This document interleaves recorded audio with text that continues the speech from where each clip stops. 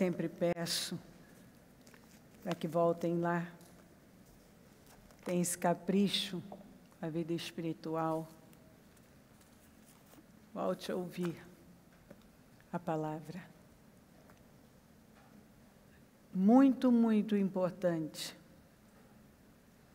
se posicionar como esse crente lavado e remido no sangue de Jesus e dar condições para Deus fazer tudo o que Ele quer fazer, tendo a capacidade de se colocar lá. Um cristão, ele se diferencia, ele jamais vai admitir estar no mesmo nível que uma pessoa que não anda com o Senhor está. Nós fomos feitos livres em Jesus Cristo. E nós aprendemos que essa liberdade,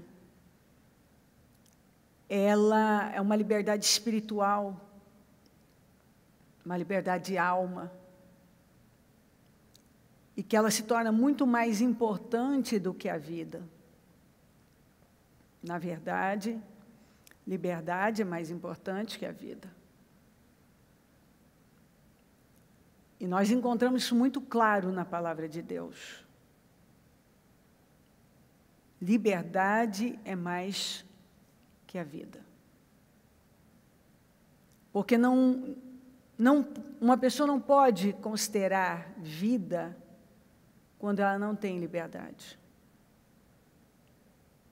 Ela passa a ter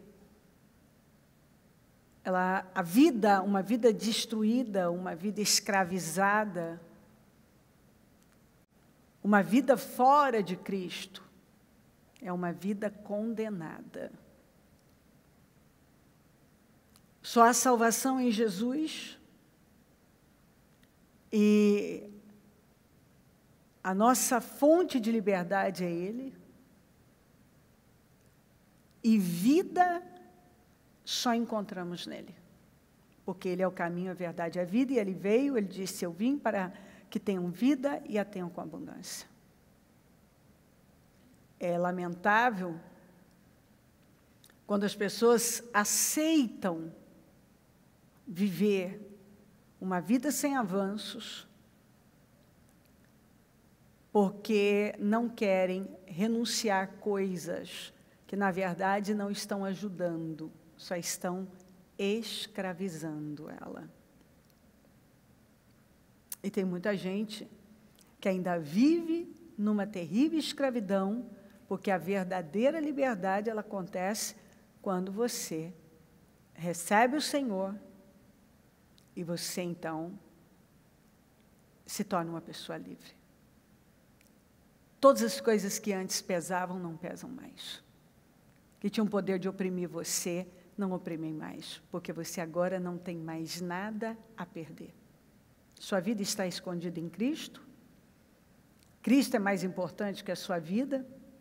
Andar com Cristo é mais importante que as suas vontades. A vontade dele é mais importante que a sua. A submissão a Ele pesa mais do que qualquer outra coisa. Nenhuma conquista, nada se compara a essa dádiva, a dádiva da salvação em Jesus Cristo. Nada. Você só encontra uma pessoa em paz, realmente feliz, quando ela está cheia do Espírito Santo. Ela pode comprar tudo, ela pode consumir muita coisa e ela ainda estará vazia. E a vantagem de andar com Cristo é que você nunca está vazio, você precisa cada vez mais de menos, e tudo que você tem, não tem você, porque você já tem um dono. Jesus Cristo é o Senhor da sua vida. Isso para mim é muito forte. é muito forte. Jesus deixou bem claro que se eu vivo a minha vida em busca de autopreservação, eu vou perdê-la de qualquer jeito. Mas se eu a entrego, e ela não pesa tanto para mim, quanto a vontade dele, o meu relacionamento com ele, então eu estou ganhando. Apenas pessoas corajosas que fazem uso do espírito da coragem que cada crente recebeu quando recebeu Jesus como Salvador, porque o nosso Senhor, ele é um general que não perde guerras, corajoso, ousado, intrépido, e ele nos ensinou a ser assim. Então, assim, se você não tem liberdade, você não tem vida. E se você não tem coragem, você não tem liberdade. As pessoas covardes, elas estão sempre escravas de alguma coisa, porque o medo é uma das armas mais... Essa é uma arma que funciona e escraviza as pessoas e as mantém sob controle. O medo. Tem muita gente escravizada pelo medo. Na busca da autopreservação, cedem para uma escravidão por conta do medo. E se intimidam diante de coisas mínimas. Não, o povo de Deus não é assim. O povo de Deus não é assim. E nós vamos ver, se você buscar na história, todos que morreram por Cristo, não morreram com a cabeça baixa. Não morreram baixando o olhar, com um olhar de desespero e de medo. Porque tinham graça para passar por aquilo. Tinham coragem para enfrentar qualquer coisa pela sua fé. Maravilhoso. Queridos, eu tenho especialmente duas palavras, uma que é a última, que o Senhor me deu na quarta-feira e eu achei que era para a quinta, mas não era. E é para hoje. E essa primeira, eu até chamei o pessoal que trabalha comigo, os bispos, para falar sobre esse assunto. Porque quando eu abri os meus olhos ontem, eu abri ouvindo esse versículo, esses versículos aqui. E eu já, na hora, sabia que era para hoje. Eu já corri e anotei, eu abri os olhos ouvindo esse texto. E eu sei porque que Deus me deu, porque com certeza não seria um texto que seria fácil chegar, e o Senhor me trabalhou desta maneira. 1 Coríntios 7, 10. Aos casados dou este mandamento, não eu, mas o Senhor, que a esposa não se separe do seu marido, mas se o fizer, que permaneça sem se casar, ou então reconcilie-se com seu marido, e o marido não se divorcie da sua mulher. Aos outros, eu mesmo digo isto, não o Senhor. Se um irmão tem mulher descrente e ela se dispõe a viver com ele, não se divorcie dela. Se uma mulher tem marido descrente e ele se dispõe a viver com ela, não se divorcie dele. Pois o marido descrente é santificado por meio da mulher, e a mulher descrente é santificada por meio do marido. Se assim não fosse, seus filhos seriam impuros, mas agora são puros, por conta desse crente que leva a santificação para toda a casa. O próximo versículo eu não peguei, mas ele diz: mas caso esse cônjuge não queira de jeito nenhum, então essa pessoa está livre.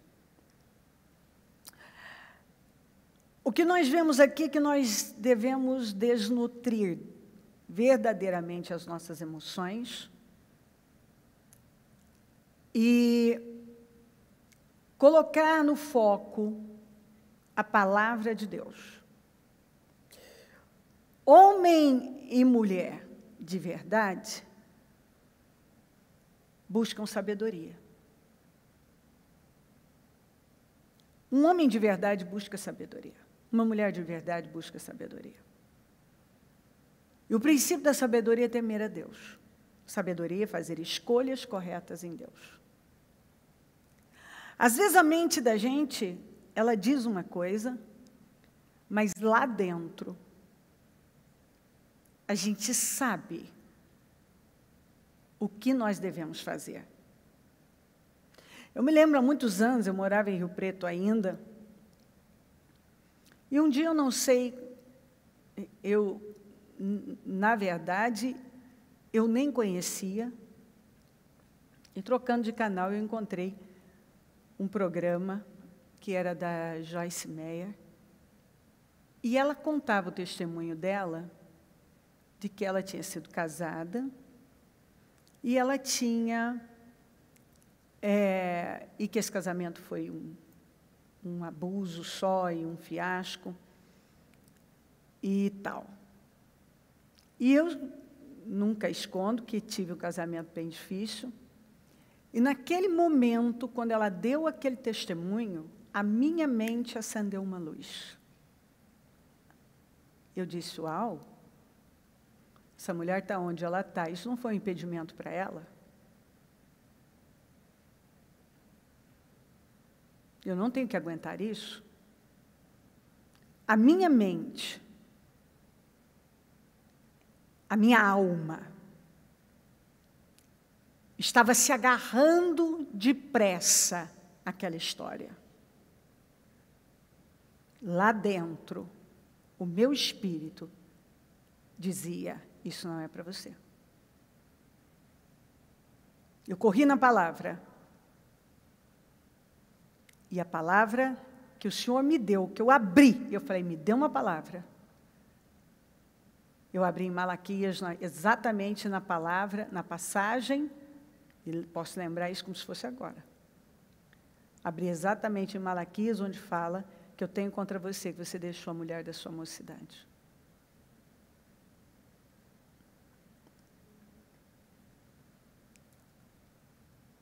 E eu, na hora, então, tive aquela resposta: Deus não muda de ideia.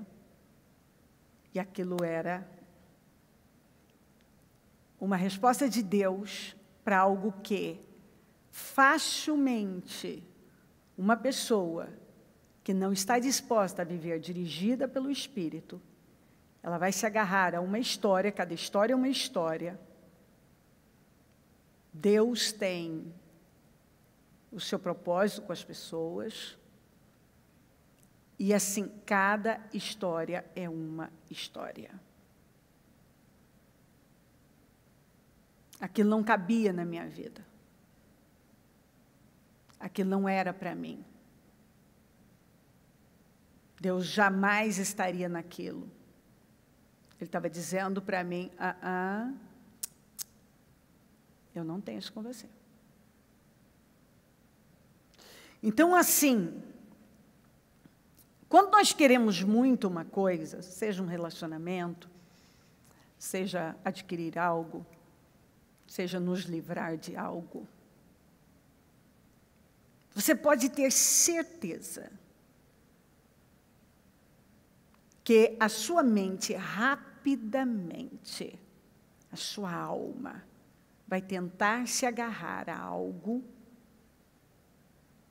que vem de encontro ao que você quer. Se você quer algo, quem procura acha. E você vai acabar encontrando.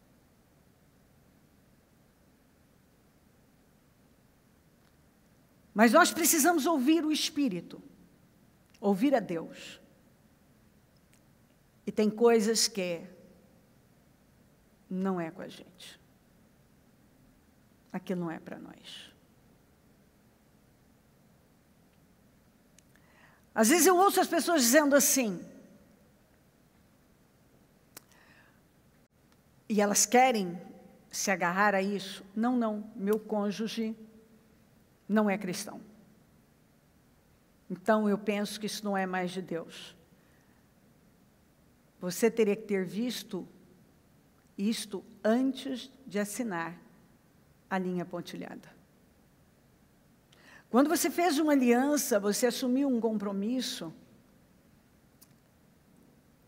isso não vai funcionar para você agora.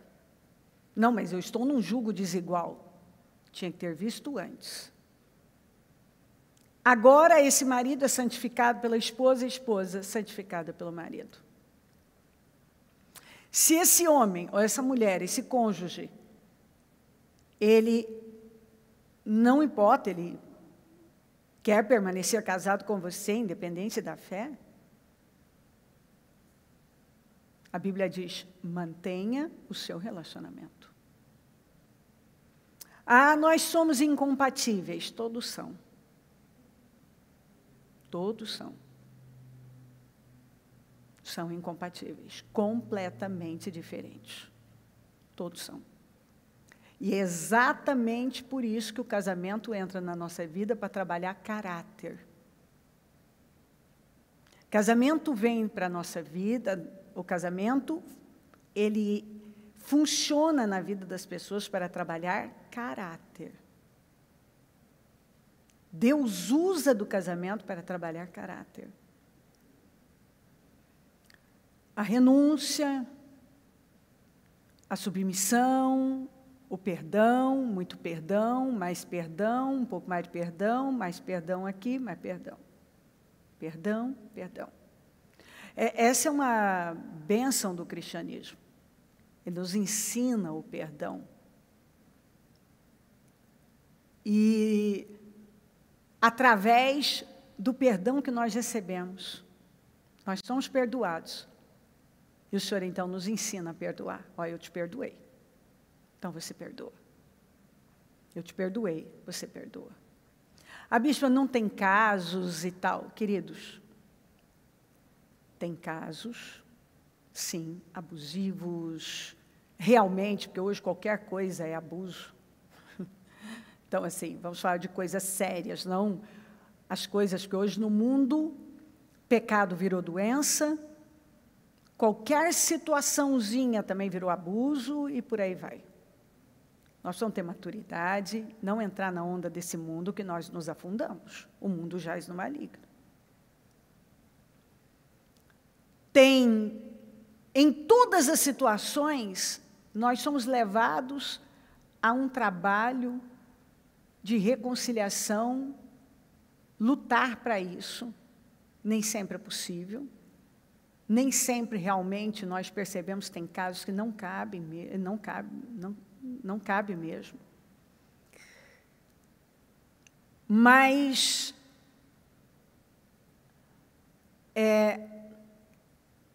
a maior parte dos casos cabe o que está precisando lá é perdão, renúncia própria, submeter a coisas que não se quer.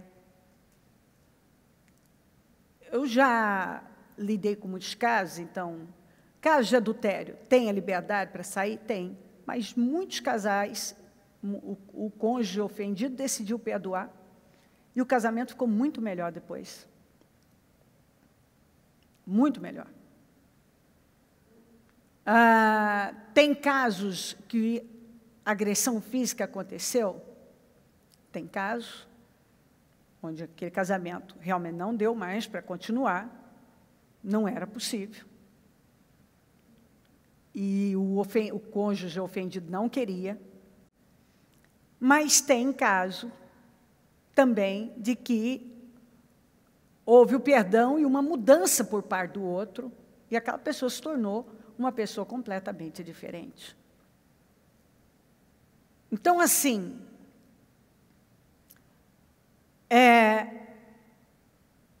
eu penso que a gente precisa ouvir o Espírito Santo. Eu nunca vou dizer para uma pessoa, é ela quem vai escolher o que ela quer. Eu dou a ela uma direção bíblica. Há casos, sim, que são extremos, que eu nem vou entrar muito aqui, mas em casos absurdos, extremos, que eu já peguei, por exemplo, um homem que ele fazia sexo com a cachorra de estimação. Isso é uma aberração, isso não tem sentido. Foi na cama da filha, assim, eu não estou nem conversando sobre isso. Estão entendendo o que eu estou dizendo? Eu nem vou entrar numa coisa dessa, porque, naturalmente, eu fui a primeira a dizer, não, a senhora não pode ficar numa coisa dessa. Mas, hoje, o mundo está aí, com ideias, e nós precisamos tomar muito cuidado. Quem nós estamos ouvindo, porque tem muitas vozes. E as pessoas hoje estão descartando tudo, principalmente relacionamentos. E é por isso que as famílias estão desestruturadas, muito bagunçadas. E é onde você vê essas coisas bizarras que acontecem aí, que escandalizam quando é no mundo, mas quando um crente para seguir esse padrão, ele vai só escandalizar. Então, preste bem atenção numa coisa. Nós vamos jogar nossos argumentos por terra, porque eu tenho argumentos, você tem argumentos, todos nós temos argumentos. Quando nós não queremos mais uma coisa, nós vamos nos agarrar a uma história, nós vamos ter N justificativas e argumentos, porque nós não queremos passar por algumas coisas. Só que assim, eu não tenho dúvida absoluta que não apenas isso, como muitas outras situações, se eu não tivesse passado, eu não estaria aqui e eu não teria a certeza que eu tenho de ir bem mais longe. Cada decisão que Deus me manda tomar, Ele está me abençoando, e quando eu me submeto, eu estou dando condições para Deus fazer uma obra fora do comum na minha vida. Escute bem, você pode ter uma grande vida? Pode. Você pode ter uma vida que você vê Deus está cuidando de você, mas você não vive tudo que você gostaria de viver. Mas você também não deu tudo que Deus tem pedido a você.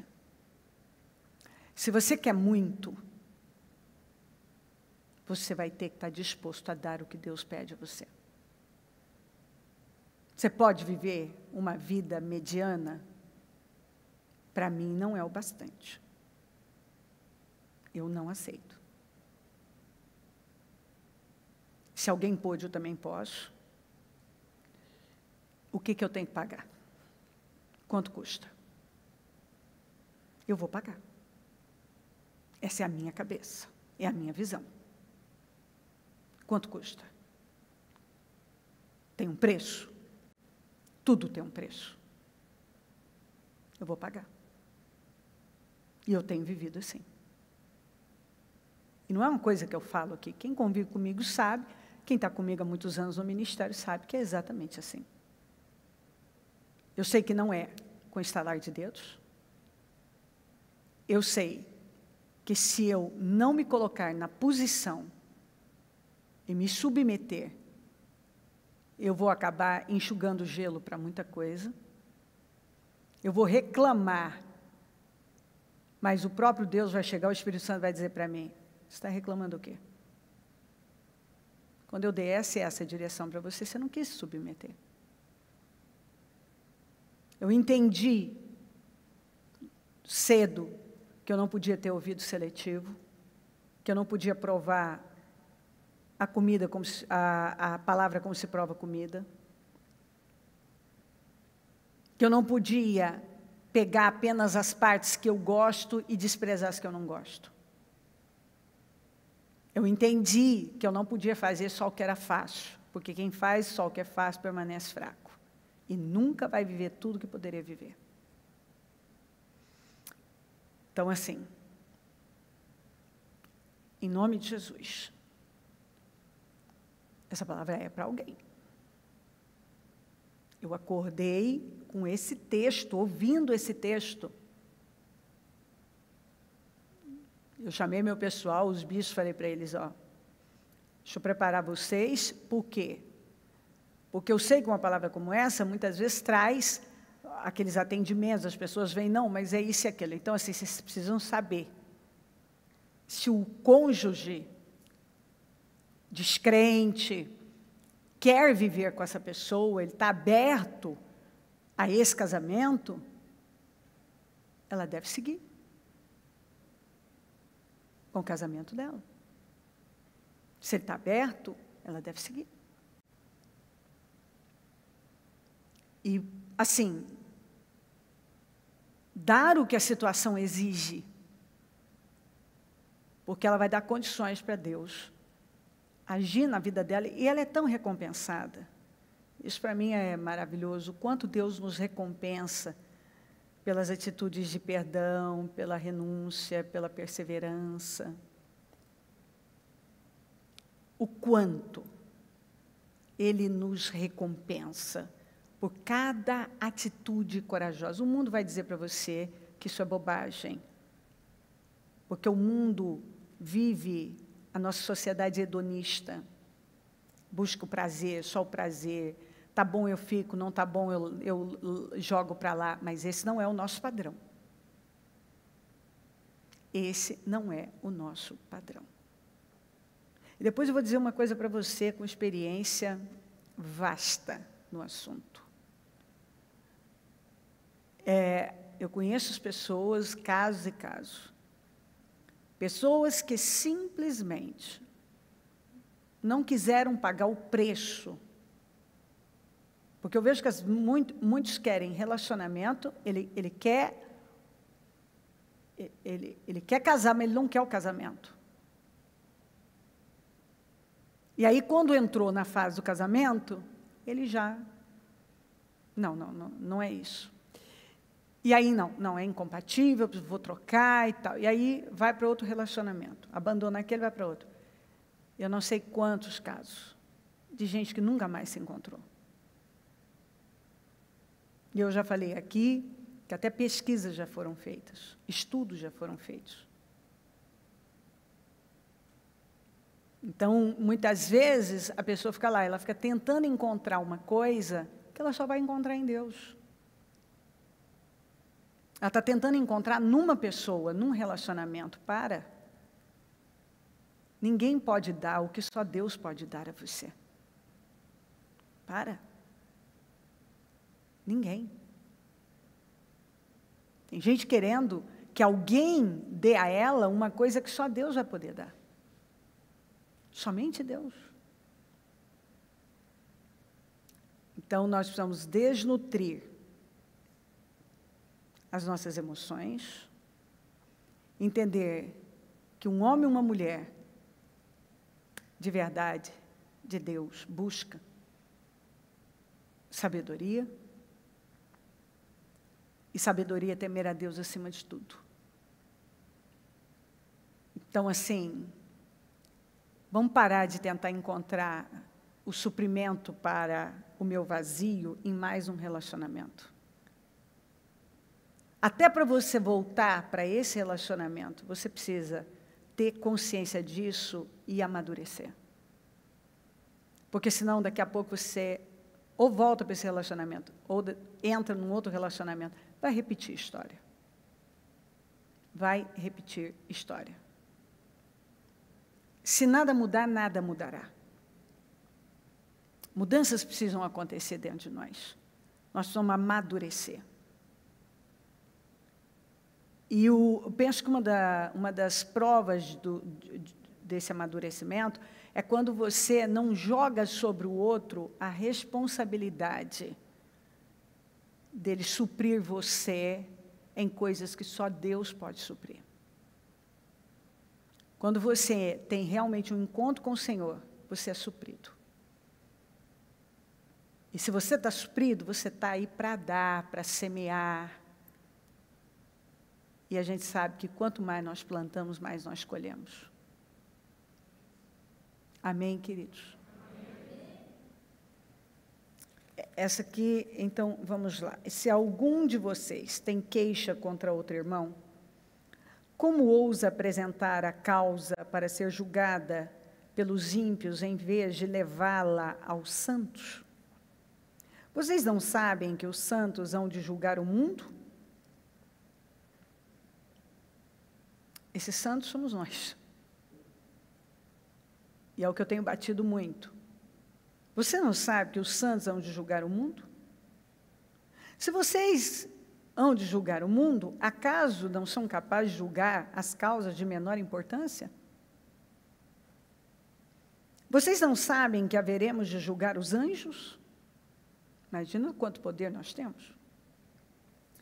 Quanto mais as coisas desta vida. Portanto, se você tem questões relativas às coisas desta vida, designem para juízes os que são da igreja, mesmo que sejam os menos importantes.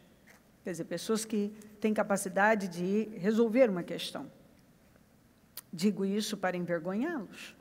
Acaso há entre vocês alguém suficientemente sábio para julgar uma causa entre irmãos? Mas, em vez disso, um irmão vai ao tribunal contra outro irmão, e isso diante de descrentes? O fato de haver litígios entre vocês já significa uma completa derrota. Por que não preferem sofrer a injustiça? Por que não preferem sofrer o prejuízo? Muitas vezes, entre escandalizar, olha o que a Bíblia diz, muitas vezes, entre escandalizar diante dos ímpios e sofrer um prejuízo ou uma injustiça, Paulo estava dizendo, é melhor que você sofra a injustiça, o prejuízo e espere de Deus, do que escandalizar. Em vez disso, vocês mesmos causam injustiças e prejuízos, e isso contra irmãos. Nós somos chamados para seguir o exemplo do auto-sacrifício de Cristo. Auto-sacrifício de Cristo. Muitos irmãos em Corinto estavam até mesmo trapaceando os próprios irmãos na fé. E, queridos, eu quero que você guarde isso e não esqueça. A incredulidade é a base do pecado. O orgulho é a força do pecado. A falsidade é a natureza do pecado. E nós somos ensinados a uma vida sincera, temente. E muitas vezes, entre causar um dano para o reino, para almas, escandalizar, o Senhor nos manda sofrer a injustiça e o prejuízo e esperar por Ele. Em Corinto eles estavam assim, um processando o outro, entrando em litígio com o outro, não eram capazes de resolver entre eles, não tinha perdão, estavam levando para fora as suas questões, irmão contra irmão. E Paulo chamou isso aqui, para derrota. O fato de haver litígios entre vocês já significa uma completa derrota. Vocês estão achando que vocês estão ganhando alguma coisa, mas o que vocês estão perdendo no mundo espiritual é tanto que isso aí é uma maldição para vocês. Por que vocês fazem isso? Porque vocês não querem sofrer injustiça? Porque vocês não querem prejuízo?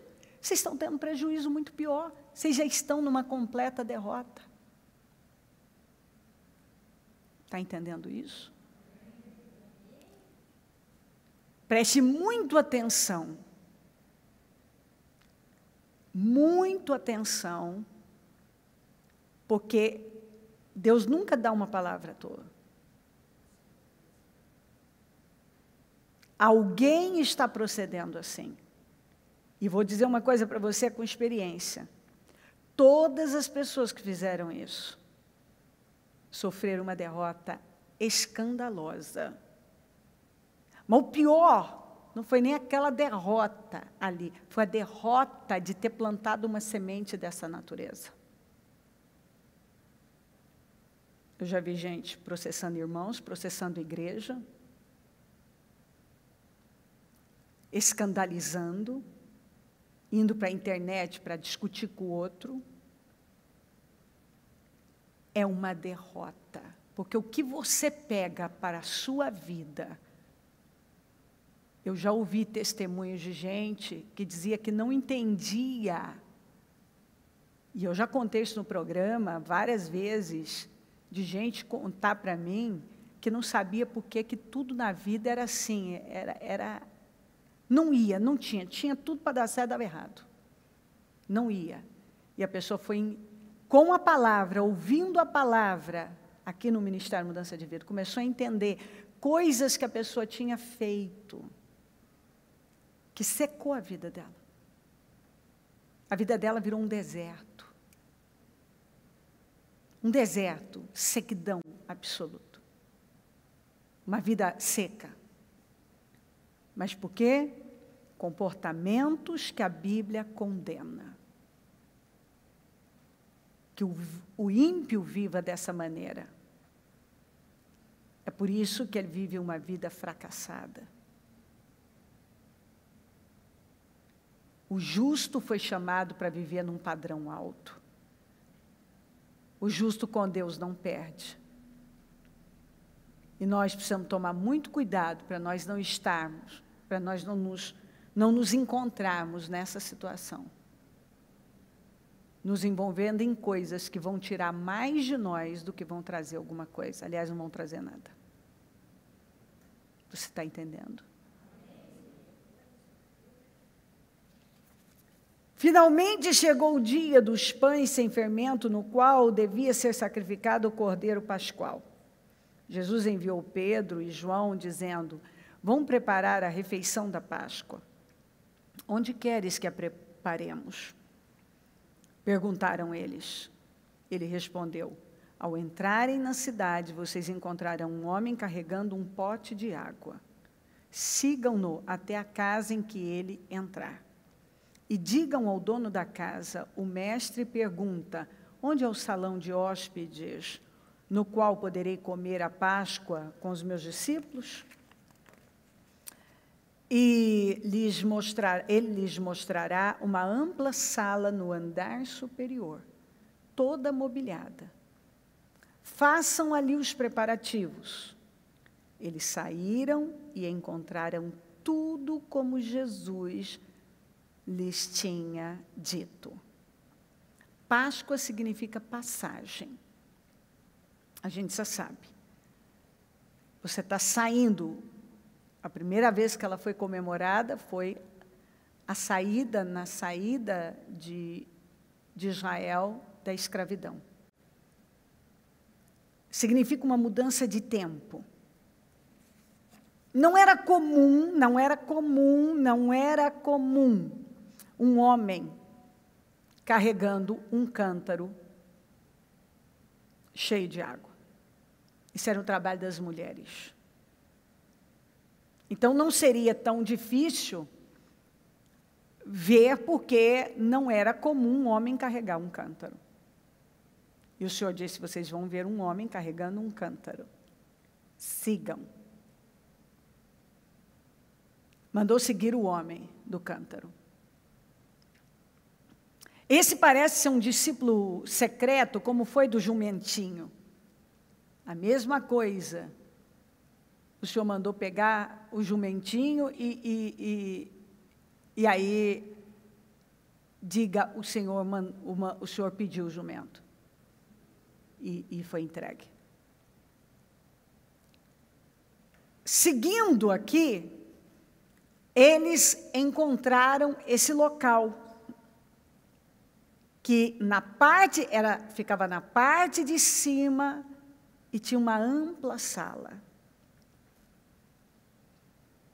Ali, naquele lugar, eles viveram coisas profundas com o Senhor.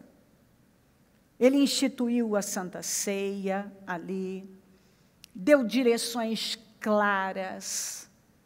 É só você ler todo o capítulo, você vai ver.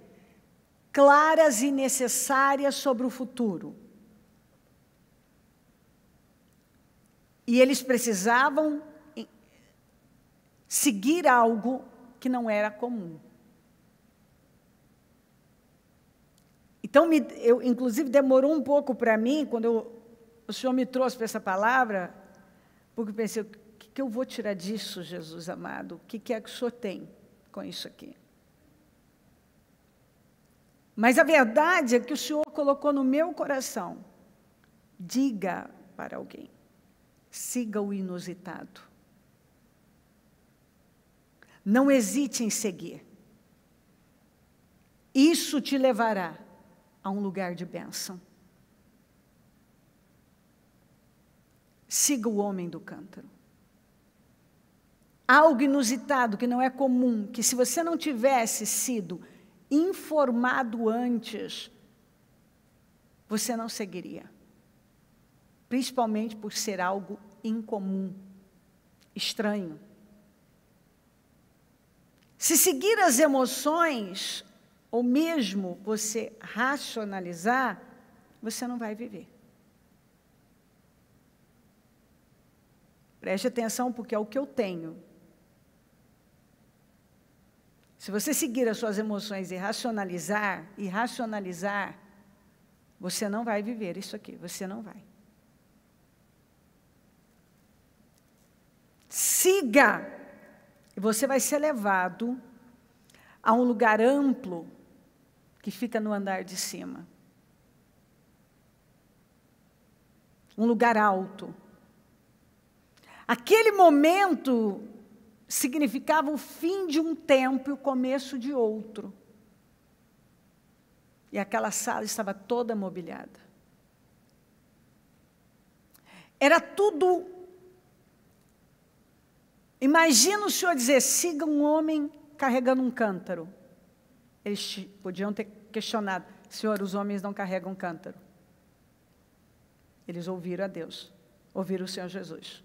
Siga um homem carregando um cântaro. Ou seja, siga algo que é totalmente incomum. Ele vai levar vocês para esse lugar, e o lugar fica no andar de cima, é uma sala ampla, toda mobiliada, está pronta. Então, é algo que chega na sua vida, que você não pode seguir suas emoções ou racionalizar, senão você não vai seguir, você não vai pegar. É algo diferente, mas que o Senhor quer que você abrace, que você siga, porque isso significa o fim de um tempo e o começo de um outro, e que vai te levar para um lugar que vai te colocar num lugar mais alto, numa sala ampla, fala algo que é grande, num lugar alto, no andar de cima. Então, é um lugar mais alto, uma situação de amplitude para você, e está toda mobiliada, é algo pronto.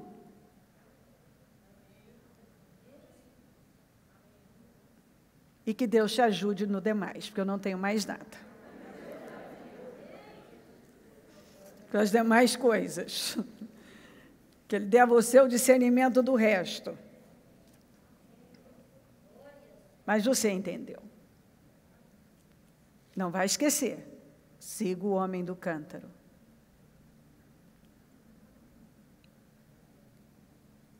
Siga o homem do cântaro.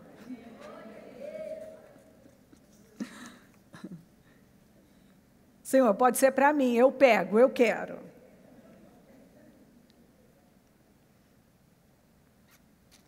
E nós esperávamos que era Ele que ia trazer a redenção a Israel.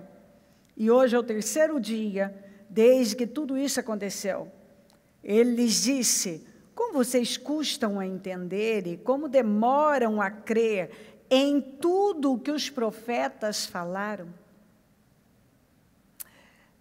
Essa passagem de Emaús, quando aqueles 2 discípulos, eles estavam muito decepcionados, frustrados, e com uma sensação de que tudo tinha terminado, tinha acabado. Eles estavam arrasados. E quem estava falando com eles do lado era Jesus. Eles estavam frustrados exatamente por conta de Jesus ter sido crucificado. Para eles estavam dando aquela situação como totalmente definitiva, perdida. Tinha acabado. Tanto que você vai ver o Senhor dando uma bronca neles, dizendo: mas espera aí, vocês não ouviram? Está escrito nas Escrituras dele, Moisés está falando nesse assunto. O Senhor queria que eles encontrassem Ele nas Escrituras. Queria que eles crescem nas Escrituras. O Senhor, o tempo todo você vai ver o Senhor trabalhando isso. Mas peraí, desde Moisés que estão falando dele. Não era preciso Cristo ir à cruz. Quer dizer, eles vinham recebendo a palavra, eles conheciam a palavra, eles tinham recebido a palavra, mas agora eles creram na circunstância como se aquilo tivesse terminado. Como se aquilo fosse definitivo. E esse é o problema de muita gente. Não é falta de palavra. A pessoa já recebeu a palavra. Ela recebeu a direção, mas aí algo acontece. Que parece que tudo desaba, tudo desabou, terminou, acabou. Ela acredita na circunstância. Ela acredita na circunstância. Ela acredita mais na circunstância do que em toda a palavra que foi liberada para ela, muitas vezes, por muito tempo, várias vezes. Está entendendo?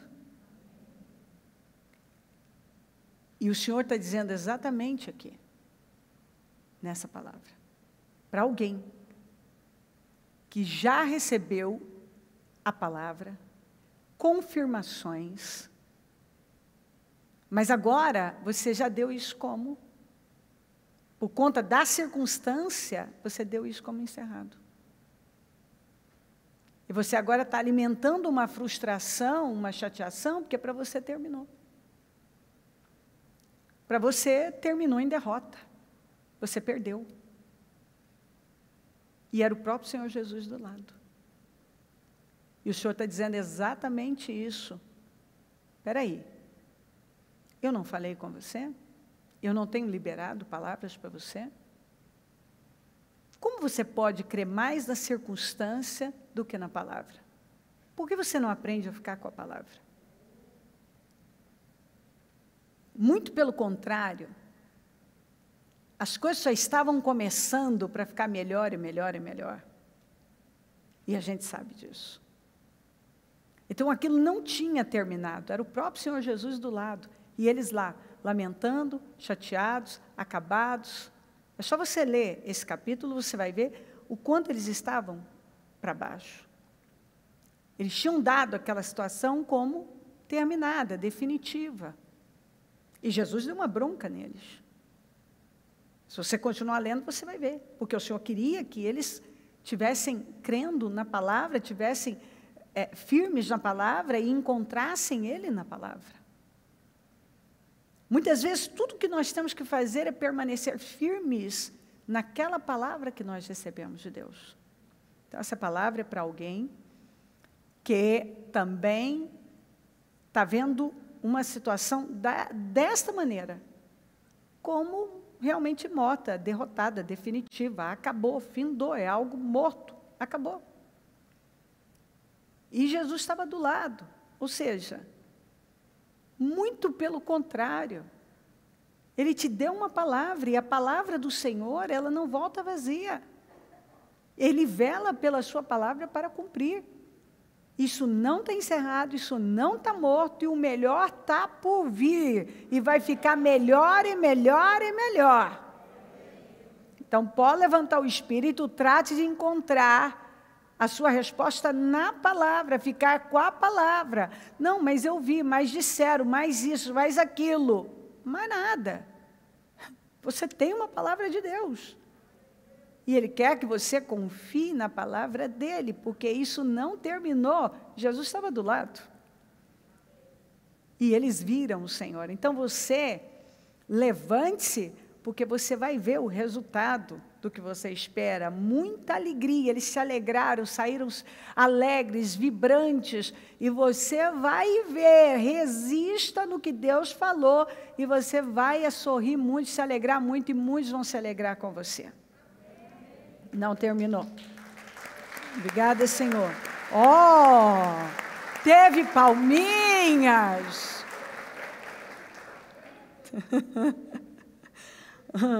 Ninguém nem deu uma palma para o homem do cântaro. Estou sentindo que isso aqui está igual o Jeú, aquele motorista doido da Bíblia. Vocês já esqueceram da história do Jeú? Ninguém queria enfrentar Jezabel aqui. Eu fiquei decepcionada, eu quis também. Eu falei, eu pego o caso para mim aqui. Pego a palavra para mim. Estou doida para botar Jezabel para correr. Então, Mefibosete, que era aleijado dos pés, foi morar em Jerusalém, pois passou a comer sempre à mesa do rei. Queridos, nós sabemos dessa história, não vou gastar muito tempo com isso, mas Davi tinha um acordo com Jonatas e mais tarde, um dia ele pergunta, tem alguém da família de Saul que eu possa abençoar? E aí disseram para ele que tinha Mefibosete, que era filho de Jonatas e que era aleijado dos pés, exatamente, porque quando ficaram sabendo que... Isso que é notícia ruim, né? Gente que toma posse das notícias ruins, viviam falando mal do Davi lá dentro, e aí, quando ficaram sabendo que Saul e os filhos tinham morrido, saíram naquele desespero, a babá naquele desespero, pegou o menino que tinha 5 anos de idade, deixou o menino cair de uma altura absurda, porque tinham medo que Davi chegasse lá, matasse todo mundo e não sei o quê, e Davi jamais faria aquilo. E esse acidente aconteceu, isso, enfim. Mas quando ele veio, Davi restituiu tudo, e Davi, então, disse que ele ia comer na mesa dele para o resto da vida. E a mesa do rei cobria a sua deformidade. Eu não acredito que essa palavra está relacionada a alguma coisa física. Não, não, não. Eu acredito que essa palavra é para alguém que tem alguma marca, alguma deformidade na sua reputação. Alguma coisa que seria um impedimento para você se sentar num lugar muito importante. Sentar-se na mesa do rei. Alguma coisa que impediria você de viver isso. Mas você não vai ser impedido. Isso não vai ser um problema. Não vai ser um impedimento para você. Não vai. Você vai sentar na mesa do rei e isso vai cobrir essa deformidade. Isso vai ficar para trás na sua vida. Então, você é para alguém que está preocupado com alguma marca, alguma coisa que poderia ser um prejuízo, um impedimento para você ocupar um determinado lugar muito importante. E o Senhor está dizendo que não vai ser um impedimento. Você vai sentar na mesa do rei e a mesa do rei vai cobrir essa deformidade na sua vida. Você vai ser muito favorecido porque você tem crido e tem esperado, só que você esbarrou numa situação que pode ser um impedimento para esse momento da sua vida. E o Senhor está dizendo, para com isso. Eu vou mostrar o meu poder na sua vida. Isso não vai ser um impedimento. Essa deformidade, ou seja, essa situação, essa marca negativa, seja lá o que for, não vai ser, de forma milagrosa, o rei vai te favorecer. Alguém muito importante vai te favorecer e vai te colocar sentado na mesa do rei. Aleluia. Obrigada, Senhor. Maravilhoso. Eu já vi isso muitas vezes acontecer. Gente que, por algo que tinha acontecido na vida, sonhava com uma determinada posição e todo mundo dizia, não, você não pode liderar, você não pode ocupar isso aqui, você não pode, não, você não vai conseguir, não, por conta disso você não vai conseguir. E conseguiu. Porque Deus rompeu, fez com que todas as barreiras fossem rompidas e a pessoa foi colocada lá para a glória de Deus. Sucedeu que os amalequitas vieram atacar os israelitas em Refidim. Refidim significa descanso, lugar de descanso. Eles pararam aqui para descansar. Eles precisavam daquilo. E eles encontraram guerra. Amaleque foi contra Israel no lugar de descanso.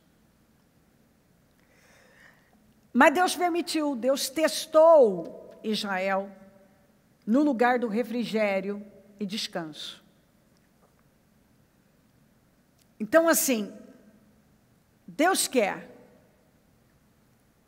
porque é tudo que aconteceu naquele lugar, para que aquela guerra fosse vencida. Ele quer que você mantenha a unidade, respeite a hierarquia e mantenha a fé.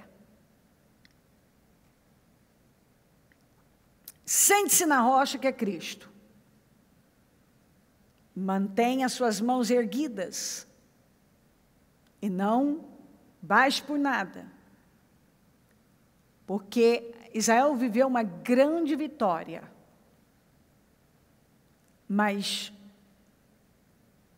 precisou seguir o que eu estou lendo para você, falando para você. Precisou de unidade,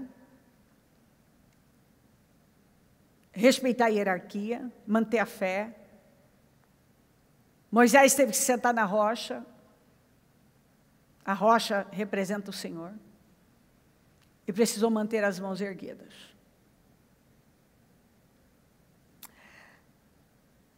Quando você chega num lugar de descanso, você pensa, sabe aquele lugar de refrigério, de descanso, é aquele tempo, aquele momento da sua vida, que você já acha que não vai passar por nada. É aquele momento, era um momento muito bom para Israel. E Refidim era o lugar do refrigério. Israel não pensou que naquele lugar ia viver uma guerra daquela. Mas era necessário.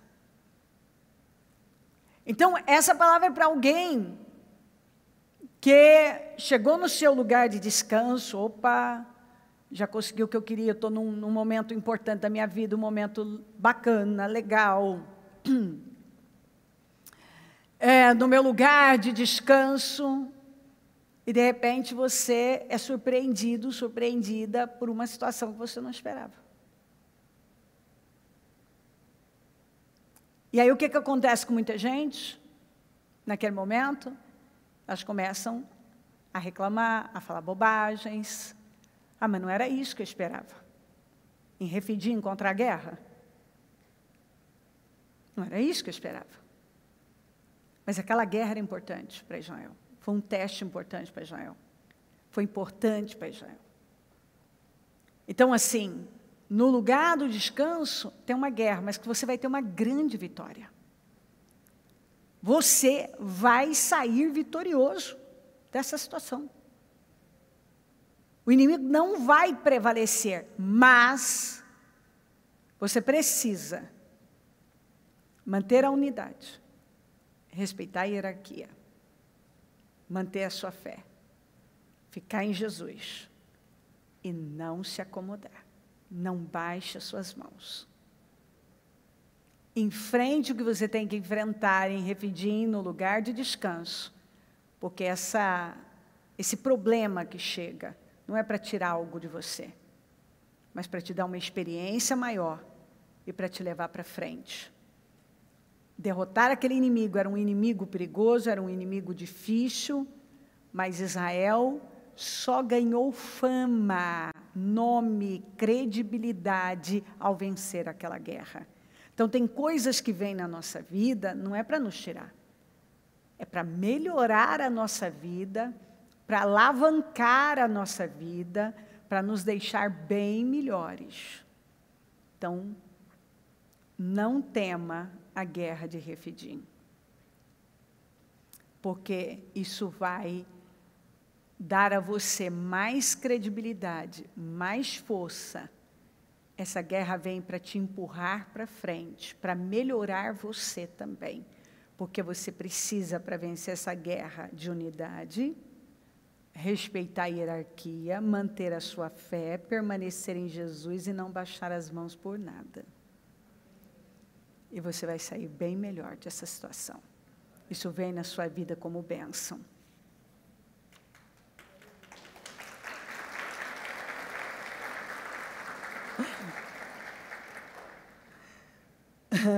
Umas palminhas michurucas, deu para eu perceber. Não pensa que você me engana, não. Eu captei a mensagem. Depois chegaram a Elim, onde havia 12 fontes de água e 70 palmeiras, e acamparam junto às águas, aquelas águas. Você sabe que muitas vezes Israel procurava água, e esse era um motivo para reclamar.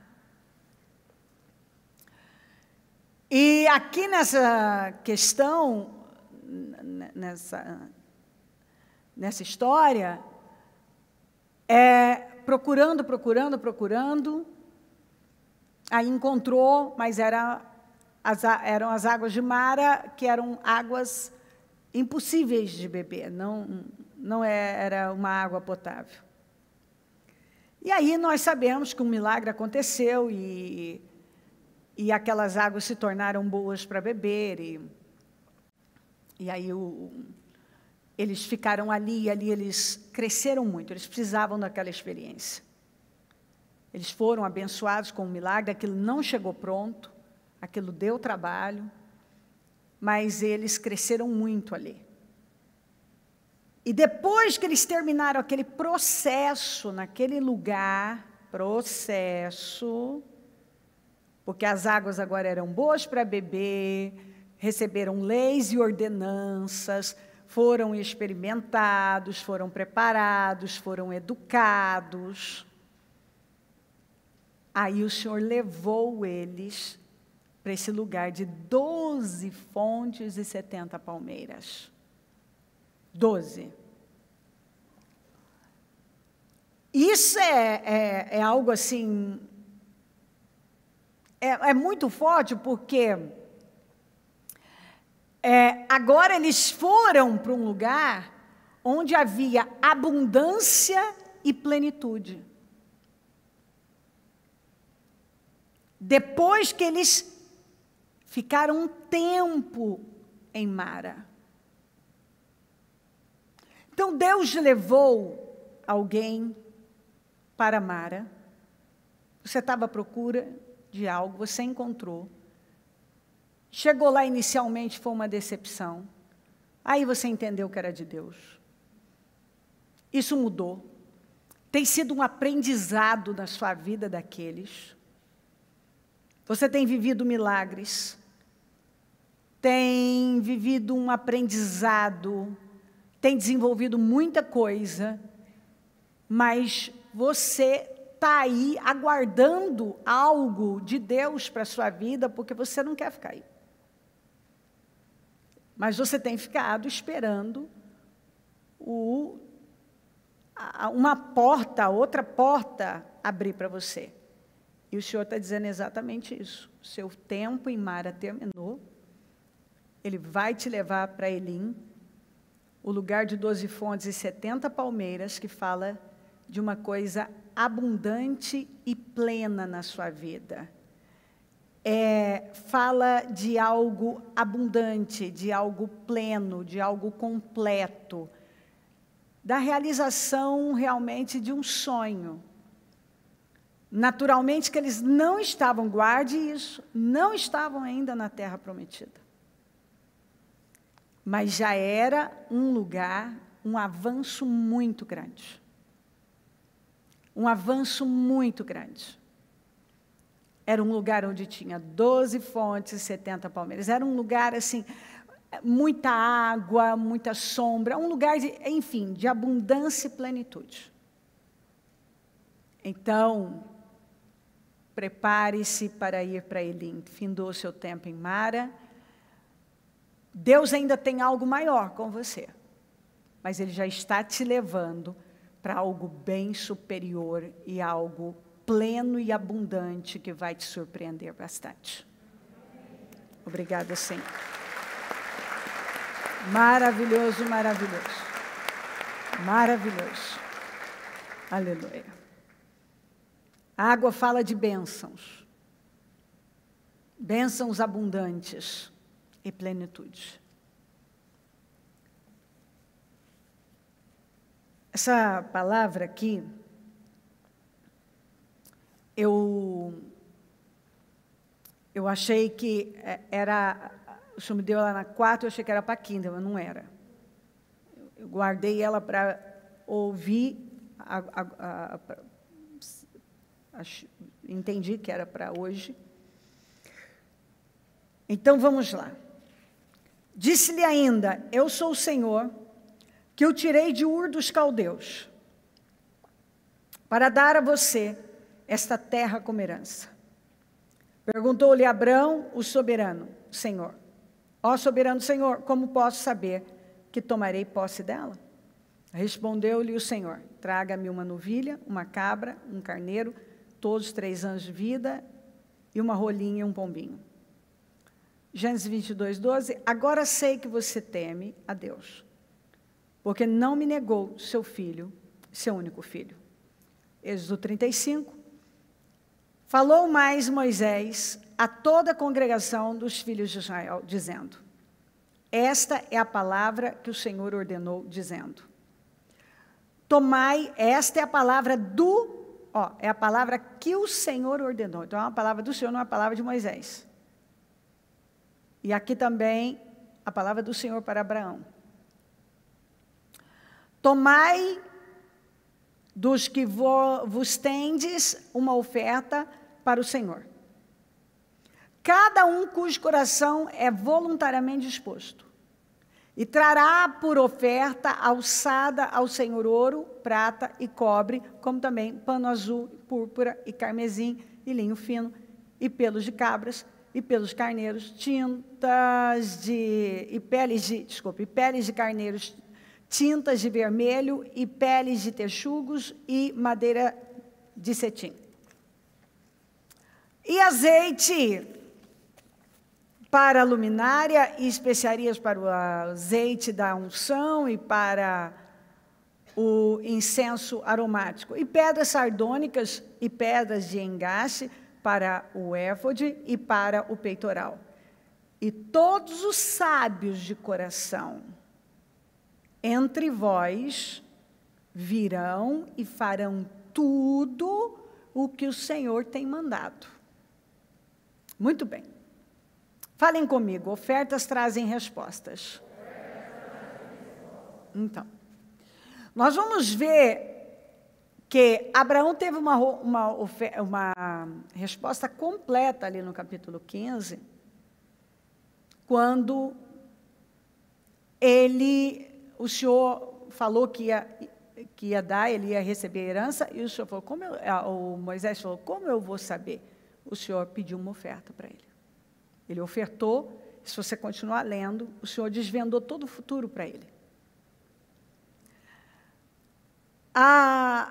Aqui nós vamos ver, também no 22, no momento em que parecia que Abraão estava já tranquilão, está tudo, vá até o Moriá e me entregue Isaac. Se você continuar lendo, eu não peguei tudo, você sabe que ele ouviu a voz do anjo segunda vez, dizendo que ia fazer, e foi trazendo tudo de volta, todas as promessas, e está lá muito forte, porque você me obedeceu. Então, assim, o Senhor pediu, me dê a oferta, no 15. Aqui, em Êxodo 35, o Senhor fala essa palavra que o Senhor ordenou. Ele pediu ofertas, e eram ofertas específicas. Então, aqui, os da classe do ouro, traga ouro. Da prata, traga prata. Do bronze, traga bronze. E por aí vai. Você é da classe das peles, traga pele. Você é da classe do azeite, traga azeite. Eu quero muito que você preste atenção nisso aqui. Ofertas trazem respostas para a vida da gente. Oferta voluntária não é qualquer oferta. É o nosso melhor, o melhor que nós temos. Agora, observe que cada um tinha uma classe. Ele falou com classes específicas. Mas o que nós aprendemos é que, por exemplo, o da classe do ouro podia entregar prata. Podia entregar bronze. E aí, cada atitude nossa em relação à oferta é uma mensagem que nós passamos para o mundo espiritual. Quando você oferta, você está dizendo para o mundo espiritual a classe que você pertence. Classe do ouro? Classe da prata? Classe do azeite? Qual era a maior classe ali? A do ouro. Mas a classe do ouro, os que eram da classe do ouro, podia ofertar prata, bronze, qualquer outra coisa. O da classe da prata podia pegar uma porção de prata e pegar e transformar em ouro, trocar por ouro e ofertar o ouro. E qual o recado, qual a mensagem que ele estaria dando para o mundo espiritual? Senhor, pode me promover, porque eu sei ser fiel no pouco, então o Senhor pode me colocar no muito. Aqui, ó. Eu sei ser fiel na classe que eu estou, eu sei ser fiel numa classe superior. Eu estou preparado para ir para uma classe superior. Então ele pega aqui, ó. Eu sou da prata, mas eu estou ofertando ouro. Deus é um bom pai, meus queridos. E tudo que Ele faz é nos ensinar princípios. Ele quer ensinar os seus filhos por quê? Porque não quer a gente parada em algum lugar. Eu luto. Você perguntar para os meus filhos, minhas noras, eu sempre estou ali. Eu vejo uma coisa, eu estou orientando, eu estou sempre falando. Porque eu posso ajudar. E eu quero que eles produzam, que eles vão além. As ofertas, elas transmitem mensagens para a nossa vida. Ofertas trazem grandes respostas para a nossa vida. E pode levar você à mudança de classe. Você pode. Às vezes eu vejo gente querendo viver uma coisa fora do comum em Deus. Ele é da classe do ouro, mas ele está ofertando prata. Ele é da classe do ouro, mas ele está ofertando bronze. Ele está dizendo o que para Deus? Senhor, não precisa me abençoar com ouro não, porque eu estou satisfeito lá com bronze. Deus abençoa a vida dele, para ele perseguir só para ele, só status. Por fim, ele começa a deixar Deus de lado, ele começa a jogar Deus para frente, porque ele tem que acudir às coisas dele, porque ele faz compromissos absurdos. Ele é da classe do ouro, mas ele não está entregando mais ouro para o Senhor. E olha a mensagem que ele está passando para o mundo espiritual. Mas tem gente que não. Tem gente que ele é da classe da prata, mas ele está juntando prata, trocando por ouro e ofertando ouro a Deus. Porque ele está dizendo assim, eu quero mudar de classe. Eu quero ir para a classe do ouro. Eu estou sendo fiel no pouco. O grande problema de algumas pessoas, elas recebem a palavra, mas quando chega na hora do desafio financeiro, elas se fecham. Elas se mostram, não estão preparadas para uma mudança de classe, para uma classe superior. Ofertar o que faz parte da sua classe é o mínimo. Agora, ofertar o que faz parte de uma classe superior é sacrifício. Isso é sacrifício. Isso aqui é muito forte. A falta de desafio tem impedido muita gente de prosperar. Muita mesmo. De ir para um lugar mais alto. De jogar um jogo mais alto. Eu vejo gente que quer ir para um nível superior. Mas ela nunca fez algo desafiador. E eu vou dizer uma coisa para você. Deus tem falado muito de promoções. Se você acompanhar a palavra, você vai ver promoções, de pegar o pequeno e colocar lá em cima. Eu tenho orado a Deus, porque eu quero que Deus levante dentro da igreja reis, rainhas, milionários, bilionários. Eu acredito no que diz a palavra. Eu vejo lugares importantes que estão aí no mundo, cadê os crentes ocupando?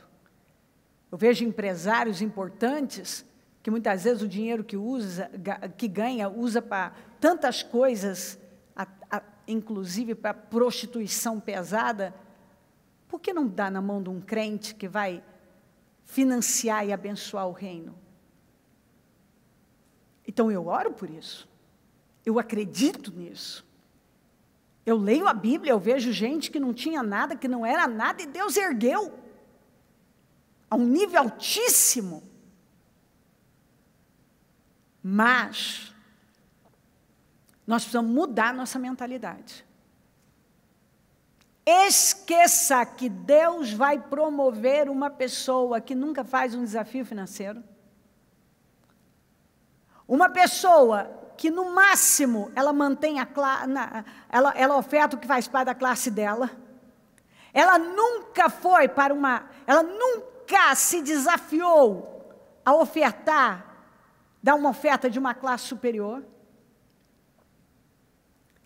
Ela, quando Deus dá algo a ela não aguenta o peso da bênção, e ela se torna gananciosa, avarenta, ela cresce o olhar dela em cima das coisas de Deus. Fala de dinheiro, ela faz bico, e daí? Está fazendo bico é para você mesmo. É para você mesmo, porque isso afeta a sua vida. Quando você prospera, quando um justo prospera, diz Provérbios, todo mundo ganha. O problema é quando o ímpio prospera, que as pessoas não ganham. Mas se estamos falando de justo, não de gente que se apresenta como justo, estou falando de justo, de gente que tem a cabeça no lugar certo, a mentalidade certa, e que não se perdeu, porque tem gente que já se perdeu. A classe dele é ouro. Olha que ele vem ofertando prata. Ele está dizendo o que para Deus? O que ele está dizendo para Deus? Que a classe dele é prata. Não é ouro, não. É isso que muita gente diz. Tem gente que não dizima, tem gente que não oferta, e depois diz que quer sim explodir. Eu quero jogar um jogo maior, eu quero mexer com coisa grande. Não é fiel no pouco, como é que Deus coloca no muito? E tem gente que está na classe da prata, meu filho, está juntando prata e mais prata, trocando por ouro e ofertando, dizendo para Deus, quero uma classe superior. Eu quero uma classe superior. Então, isso é muito importante ser entendido. Comece a ofertar, comece a dizimar o que você quer ganhar. Qual seria o dízimo do salário que você quer ganhar? Tudo começa com um plantio. Primeiro você dá a terra, depois a terra te devolve. Primeiro você planta, depois você colhe. Você deve estar muito feliz com esta palavra. Porque esta palavra vem para abrir a sua mente e te dar condições de sair do lugar em que você está. Porque tudo é uma questão de visão. Qual é a sua visão? Qual é a sua visão? Qual é a sua visão sobre dízimos e ofertas? Qual é a sua visão? É um passaporte para coisas maiores? Ou toda vez que se toca nesse assunto, você se sente desconfortável? Não deveria. Você deveria estar muito feliz. Porque se você entender um negócio desse aqui, meu querido, ninguém te segura. Eu sei o que eu estou dizendo. Eu lido com gente. Maravilhoso! Maravilhoso! Olha a gente animada. Mudar de classe. Você quer mudar de classe?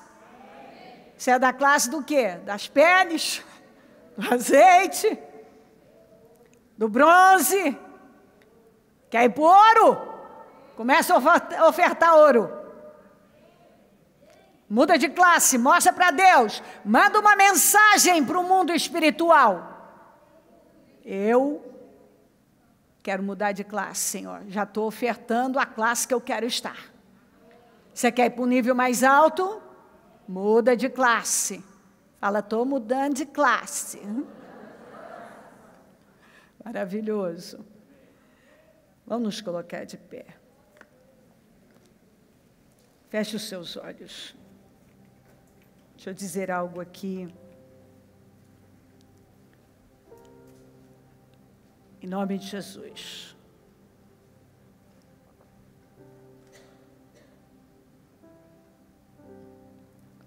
Levanta o teu espírito e confia em Deus de todo o seu coração. Feche os seus olhos. Creia na palavra. Quer dizer para alguém que a sua vara vai florescer onde você está plantado. Não saia de lá. Para alguém que não tem florescido onde está e pensa que não é o seu lugar, fique, porque a sua vara vai começar a florescer nesse lugar. Já para outra pessoa, não tema, sua nuvem vai se mover. Deus vai tirar você de onde você está e está te levando para mais longe.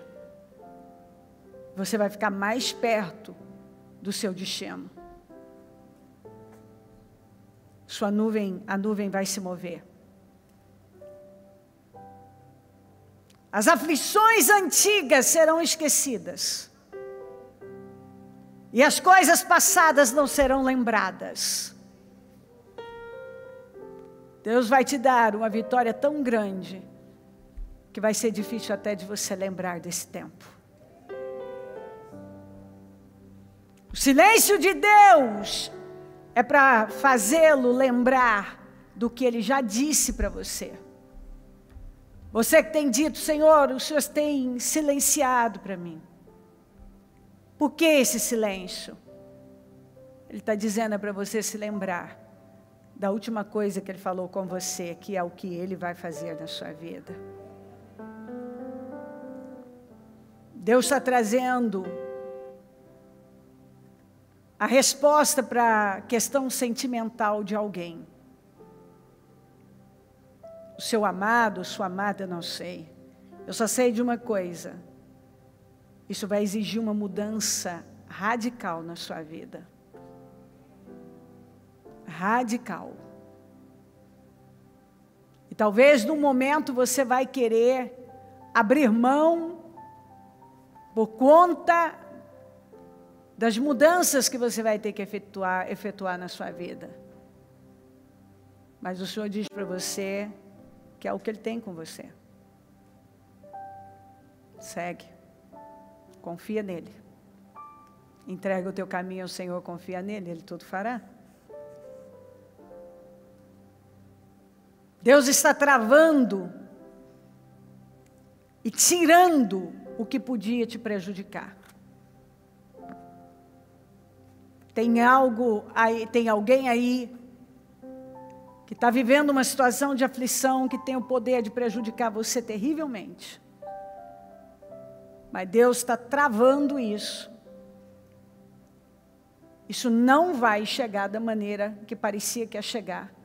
E Ele está tirando. E parecia sim, tem poder para te prejudicar, mas não vai te prejudicar, porque o Senhor não vai deixar. Ele vai te dar esse livramento.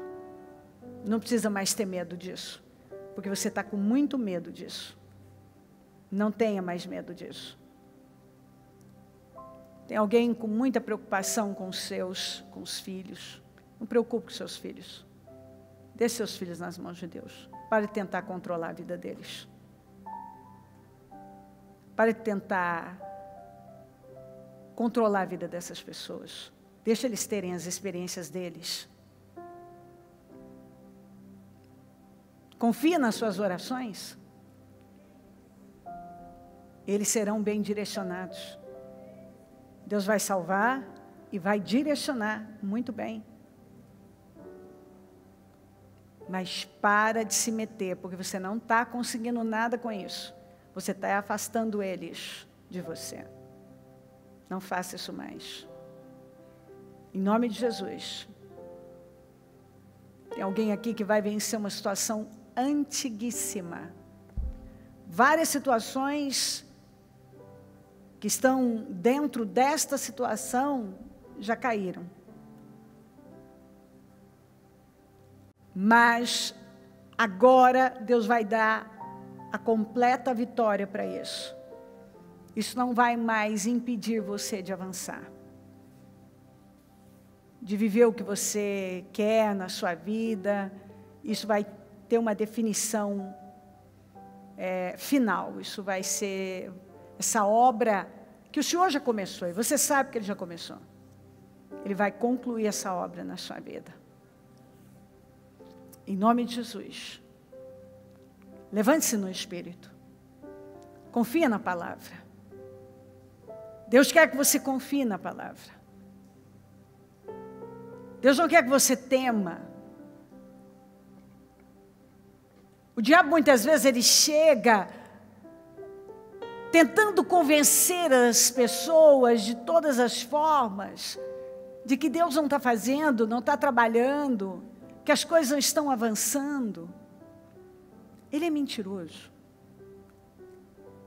Está avançando. Tem muita coisa que está oculta aos seus olhos e que serão reveladas, mas que quando elas forem reveladas, você vai ver o quanto elas avançaram.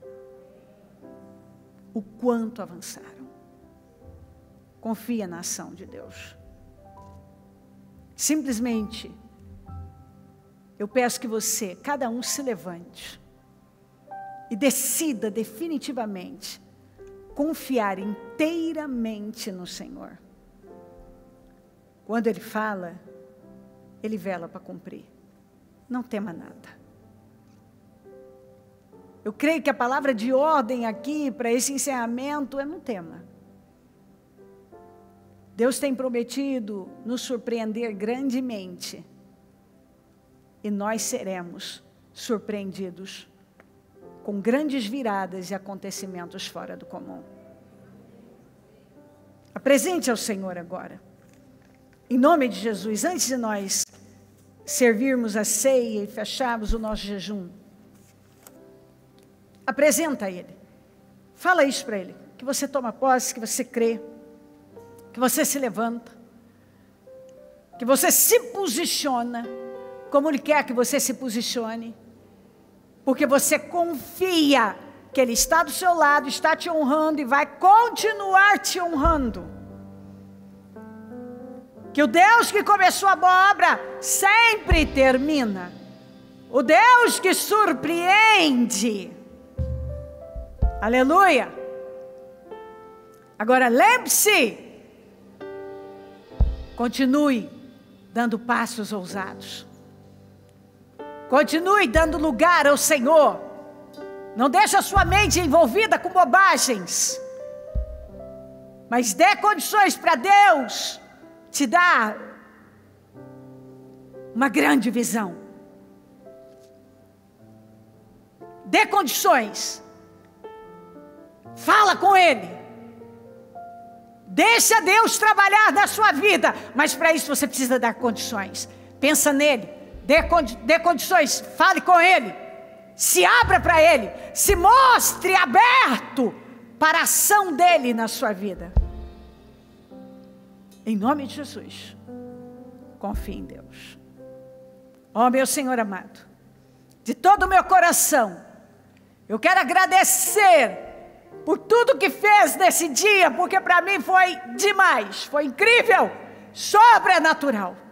E eu tomo posse de todas as vitórias e definições, materialização dos projetos conquistas, dos 52 dias com restaurações, restituições, reconstruções, Senhor, vidas vivificadas, restituídas, fortalecidas, crescendo, poderosamente avançando. Eu tomo posse. E eu profetizo mais e mais vitórias na vida de cada pessoa que aqui está. Eu declaro milagres. Eu profetizo, eu concordo com todas as orações que foram feitas, têm sido feitas. Eu as ligo aqui na terra para que sejam ligadas no céu. Eu tomo posse da vitória de cada um, Senhor. Eu creio na ação do Senhor na nossa vida. Eu creio na tua mão estendida sobre nós. Eu creio que o Senhor tem trabalhado para nos levar para um nível que nós ainda não fomos. Eu creio nessas viradas estrondosas. Eu creio na sua glória. Eu creio na resposta. Eu creio que nós saímos daqui abençoados com respostas materializadas na nossa vida. Eu creio, Senhor. E eu tomo posse disso. E eu tomo posse de muitos e maravilhosos testemunhos que vão engrandecer o teu nome. Muito obrigada por tudo. Te amamos, Senhor. Confirma a tua palavra na vida de cada um. Muito obrigada, Senhor. Muito obrigado, obrigada.